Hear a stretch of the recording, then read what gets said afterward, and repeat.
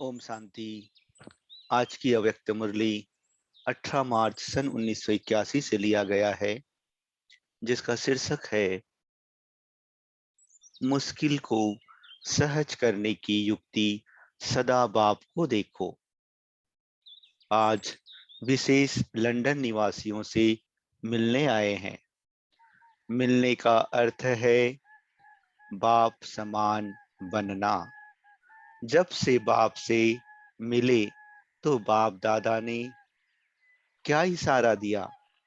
बच्चे, आप सब श्रेष्ठ आत्माएं, बाप समान सर्व गुणों में, सर्व प्राप्तियों में मास्टर हो।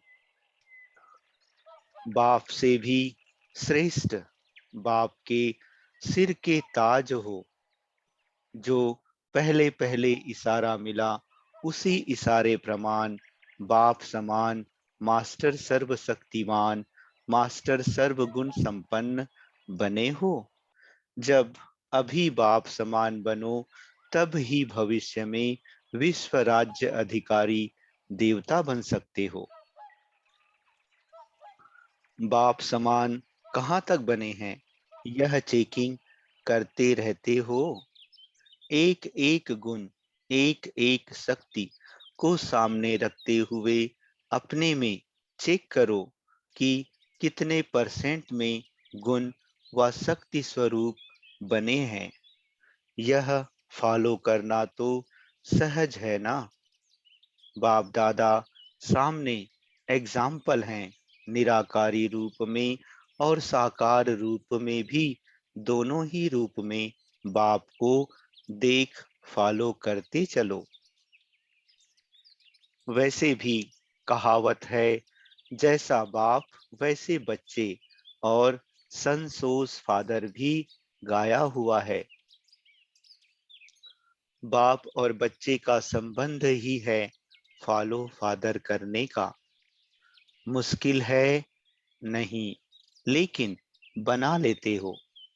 क्योंकि अगर मुश्किल हो तो सदा ही मुश्किल लगना चाहिए। कोई को सहज लगता, कोई को मुश्किल लगता। यह क्यों? इससे क्या सिद्ध होता है? चलने वाले की कोई कमजोरी है जो मुश्किल लगता है। बाप की महिमा है जो अभी तक भक्त भी गाते हैं। साथ साथ आप महान आत्माओं, पूज्य आत्माओं की भी वही महिमा है।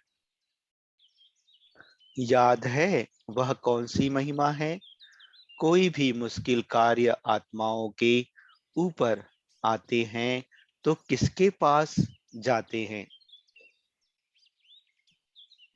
या बाप के पास, या आप देव आत्माओं के पास, जो औरों की भी मुश्किल को सहज करने वाले हैं।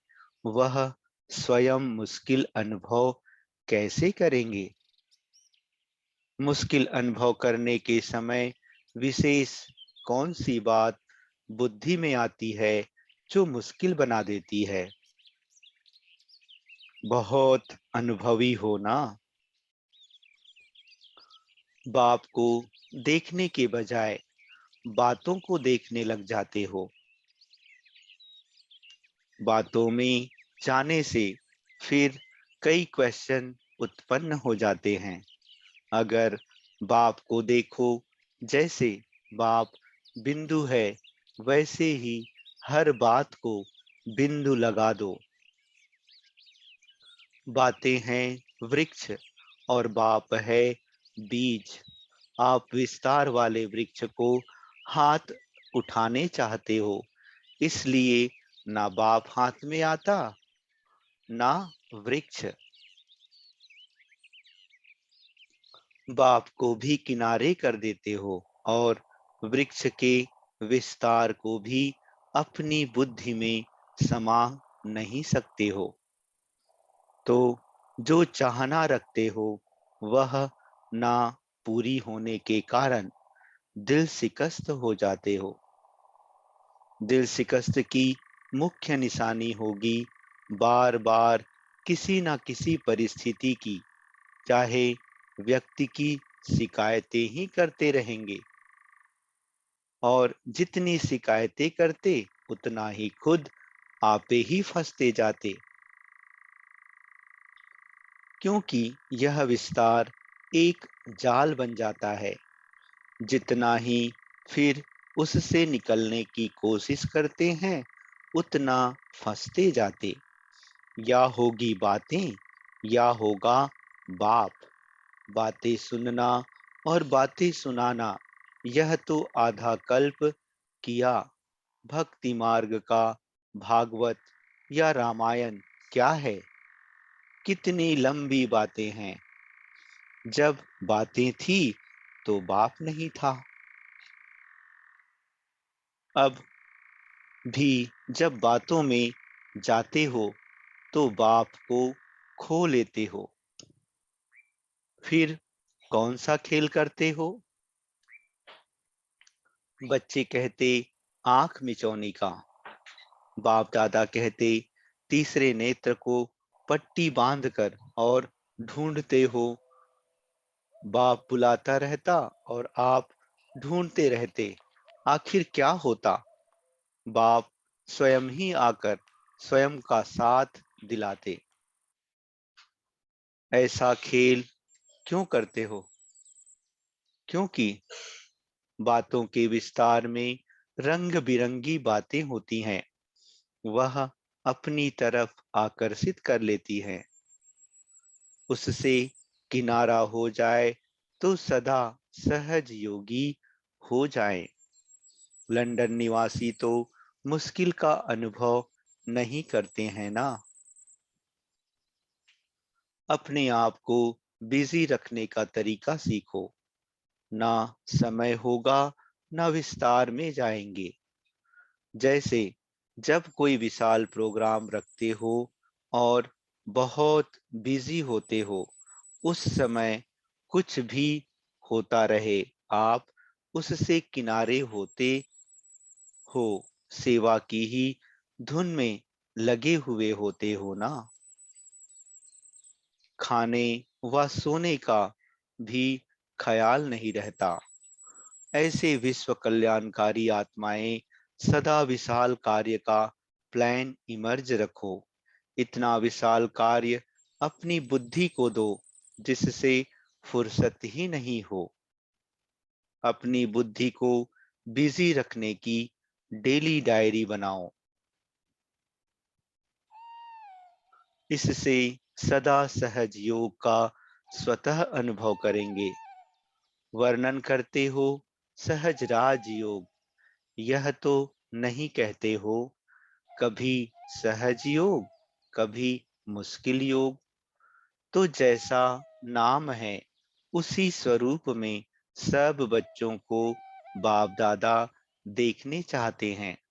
मास्टर सर्वशक्तिमान बनने के बाद भी मुश्किल अनुभव करेंगे तो सहज कब होगा? अब नहीं तो कब नहीं? इसके लिए आपस में प्रोग्राम बनाओ। लंदन पार्टी से अव्यक्त बाप दादा की मुलाकात। एक एक रतन अति प्रिय और अमूल्य है, क्योंकि हर एक रतन की अपनी अपनी विशेषता है। सर्व की विशेषताओं द्वारा ही विश्व का कार्य संपन्न होना है। जैसे कोई स्थूल चीज भी बनाते हैं, उसमें अगर सब चीजें ना डालो, साधारण मीठा या नमक भी ना डालो, तो चाहे कितनी भी बढ़िया चीज बनाओ, लेकिन वह खाने योग्य नहीं बन सकती। तो ऐसे ही विश्व के इतने श्रेष्ठ कार्य के लिए हर एक रतन की आवश्यकता है। सबकी अंगुली चाहिए। चित्र में भी सबकी उंगली दिखाते हैं ना। सिर्फ महारथियों की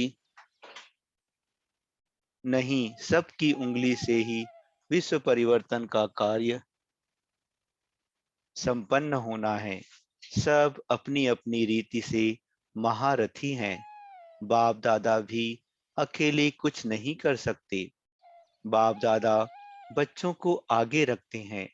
निमित्त आत्माएं भी सबको आगे रखती हैं। तो सभी बहुत बहुत आवश्यक और श्रेष्ठ रतन हो। बाप दादा के स्वीकार किए हुए रतन हो। यादगार में तो दिखाते हैं भगवान की। पत्थर पर भी नजर पड़ जाए तो पत्थर भी पारस बन जाता है। आप तो उनके स्वीकार किए हुए श्रेष्ठ रतन हो। अपने कार्य की श्रेष्ठता की मूल्य को जानो। शक्तियों का अपना गायन है और पांडवों का अपना। तो आप सब महान आत्माएं हो। महान आत्मा की निशानी क्या है? जो जितना महान होगा उतना निर्माण और निर्माण होगा। महान आत्माएं सदा अपने को ओबीडिएंट सर्वेंट ही अनुभव करती हैं। ऐसा ही ग्रुप है ना? शक्ति भवन की शक्तियों को तो अपना शक्ति स्वरूप स्वतः याद रहता होगा। स्थान से स्थिति भी याद आती है। शक्ति की विशेषता है माया जीत। शक्ति के आगे किसी भी प्रकार की माया आ नहीं सकती, क्योंकि शक्ति माया के ऊपर सवारी करती है। शक्तियों के हाथ में सदा त्रिशूल दिखाते हैं। यह किसकी निशानी है? त्रिशूल स्टेज की निशानी है। संगम युग के जो टाइटल हैं, मास्टर त्रिमूर्ति, त्रिनेत्री, त्रिकालदर्शी, त्रिलोकीनाथ, यह सब स्थिति की निशानी इस त्रिशूल में आ जाती है। तो यह स्टेज स्मृति में रहती है। निरंतर को अंडरलाइन करो। बहुत अच्छा भाग्य बनाया है जो विश्व के वायुमंडल से किनारे किया। बाप दादा भी बच्चों के भाग्य को देख खुश होते हैं। दूसरा, सदा अपने को पूज्य आत्माएं समझकर चलते हो। पूज्य आत्माएं अर्थात महान आत्माएं।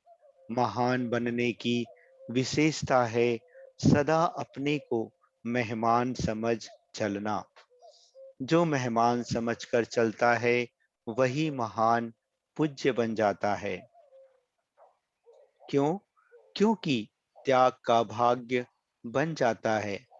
मेहमान समझने से अपने देह रूपी मकान से भी निर्मोही हो जाते। मेहमान का अपना कुछ नहीं होता। कार्य में सब वस्तु लगाएंगे लेकिन अपनेपन का भाव नहीं होगा। इसलिए न्यारा भी और सर्व वस्तुओं को कार्य में लाने वाला प्यारा भी।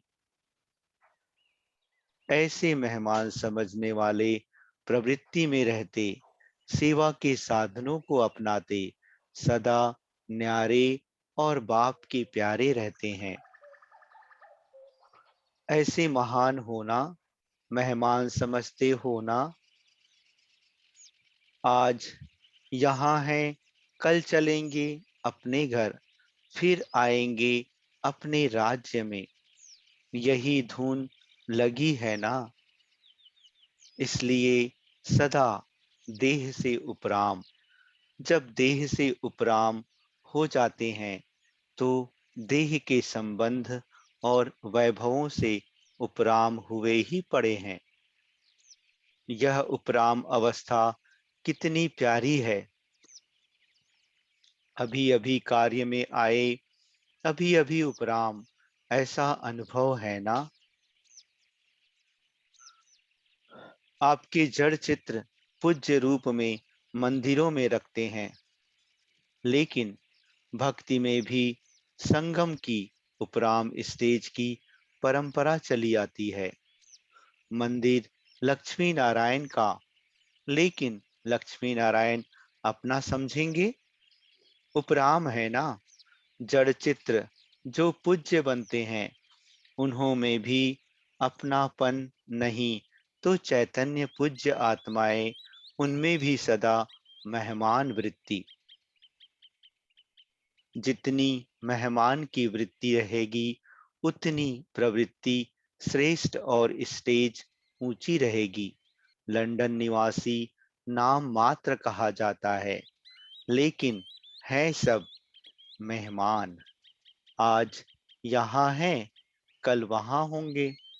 आज और कल, दो शब्दों में सारा चक्कर स्मृति में आ जाता है। ऐसी महान आत्माएं पूज्य होना लंदन निवासियों का निश्चय और उमंग बहुत अच्छा है। कमजोर आत्माएं नहीं हैं, विघ्न आया और पार किया। बकरियां नहीं हैं, सब शेरनियां हैं। बकरीपन अर्थात मैपन खत्म। शक्ति सेना का झंडा अच्छा बुलंद है। एक एक शक्ति सर्वशक्तिवान बाप को प्रत्यक्ष करने वाली है। जब शक्ति सेना मैदान में आ जाएगी, तब जय जयकार होगी। पहले जय जयकार का नारा कहाँ बजेगा? लंदन में या अमेरिका में? बाप दादा सदा स्नेही बच्चों को अमृत वेले मुबारक देते हैं। वाह मेरे बच्चे, वाह।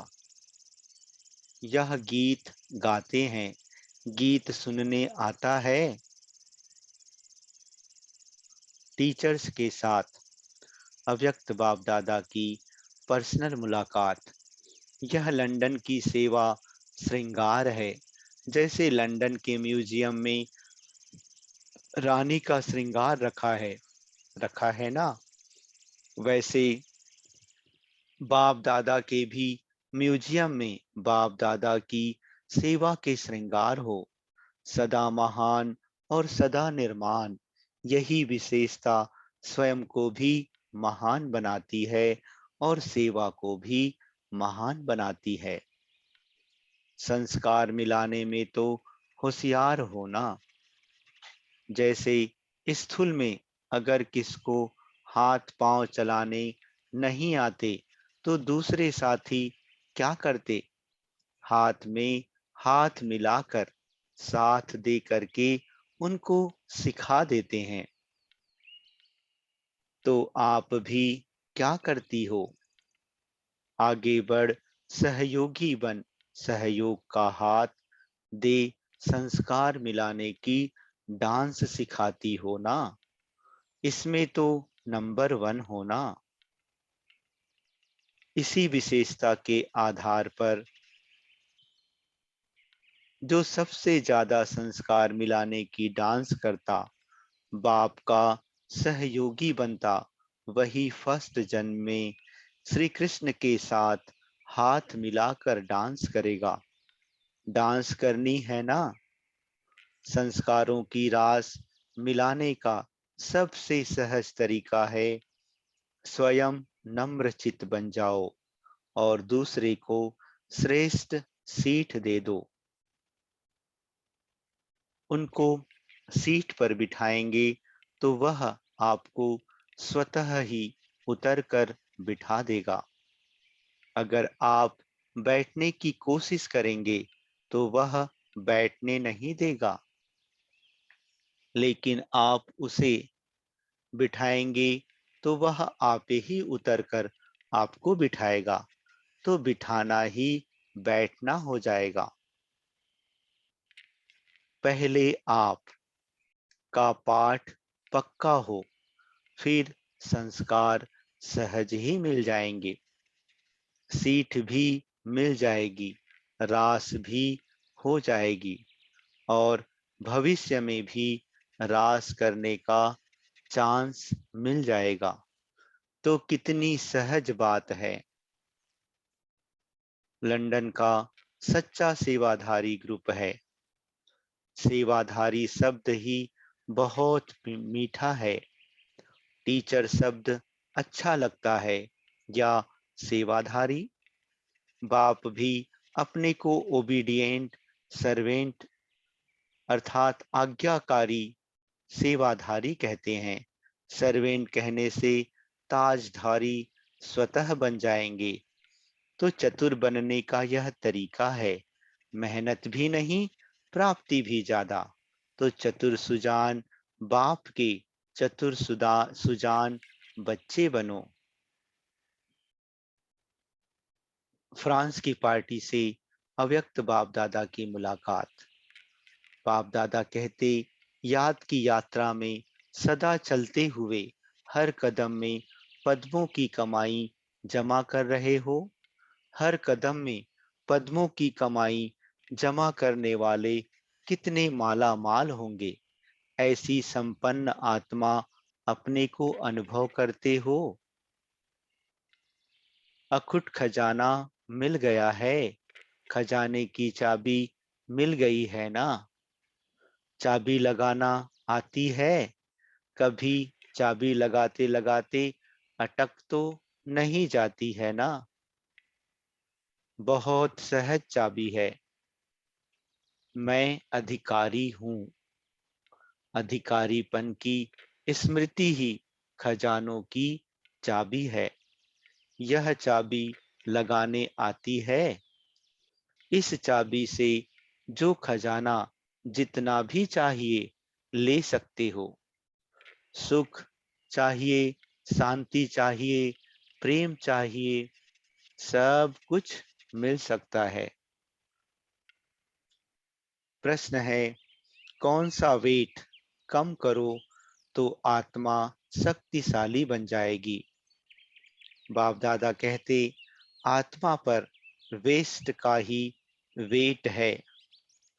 वेस्ट संकल्प, वेस्ट वाणी, वेस्ट कर्म, इनसे ही आत्मा भारी हो जाती है। जब इस वेट अर्थात भार को खत्म करो, इस वेट को समाप्त करने के लिए सदा सेवा में बिजी रहो। मनन शक्ति को बढ़ाओ। मनन शक्ति से आत्मा शक्तिशाली बन जाएगी। जैसे भोजन हजम करने से खून बनता है, फिर वही शक्ति का काम करता। ऐसे मनन करने से आत्मा की शक्ति बढ़ती है। प्रश्न है, कौन सा मंत्र भक्ति में बहुत ही प्रसिद्ध है, जिसकी स्मृति में रहो तो खुशी के झूले में झूलते रहेंगे। बाप दादा कहते, भक्ति में हम सो हम का मंत्र बहुत प्रसिद्ध है। अभी आप बच्चे हम सो का राज प्रैक्टिकल में अनुभव कर रहे हो। यह मंत्र हमारे लिए है। हम ब्राह्मण सो देवता बनेंगे। हम ही सो देवता थे, सो देवता हम ब्राह्मण बने हैं। यह अभी पता चला। अब देवताओं के चित्र देखकर बुद्धि में आता, यह हमारे ही चित्र हैं। यही वंडर हैं। इसी स्मृति में रहो तो खुशी के झूले में झूलते रहेंगे। देवताओं के चित्र देखकर बुद्धि में आता, यह हमारे ही चित्र हैं। यही वंडर हैं। इसी स्मृति में रहो तो खुशी के झूले में झूलते रहेंगे। अच्छा, ओम शांति।